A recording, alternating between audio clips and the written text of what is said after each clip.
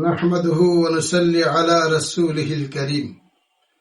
সম্মানিত উপস্থিতি, কাছে এবং দূরে, দেশে এবং বিদেশে যে যেখান থেকে আমাকে দেখতে পাচ্ছেন সকলকে জানাচ্ছি প্রাণঢালা অভিনন্দন। সম্মানিত উপস্থিতি, এক ভাই জানতে চেয়েছেন আশুরার দিনে পরিবারের লোকজনকে ভালো খাবার পরিবেশন করার ফজিলত এবং উপকারিতা কি। প্রথমে আমি বলবো, আশুরার দিন হলো রোজা রাখার জন্য গুরুত্বপূর্ণ।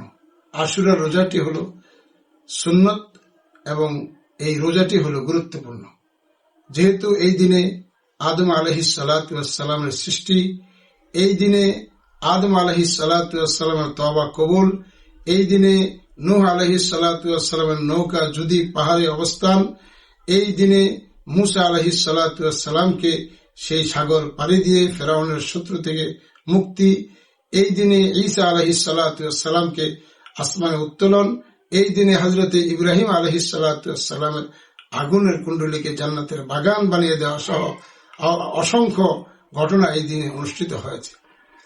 আমাদের হানাফি মাযহাব মতে রাসূলুল্লাহ সাল্লাল্লাহু আলাইহি ওয়াসাল্লাম নির্দেশ মোতাবেক আমাদেরকে 10, 11 অথবা 9, 10 এই দুইটি রোজা রাখার নির্দেশনা আমাদের জন্য রয়েছে।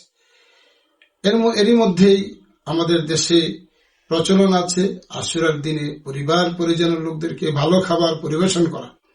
হ্যাঁ, ভালো খাবার পরিবেশন করা, পরিবার পরিজনের পিছনে খরচ করা, এটা এমনিতেই সওয়াব এবং ভালো কাজ, এবং হাদিস শরীফেও তাই আছে।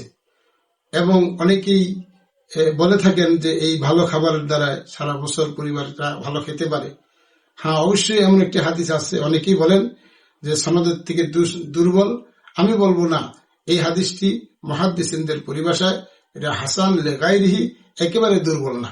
হাদিসটিকে সঠিক ধরে এবং আশুরার দিনে পরিবারের পরিজনদেরকে ভালো খাবারের আয়োজন করলে আল্লাহ তাআলা এর বরকত পূর্ণ বছর দান করবেন।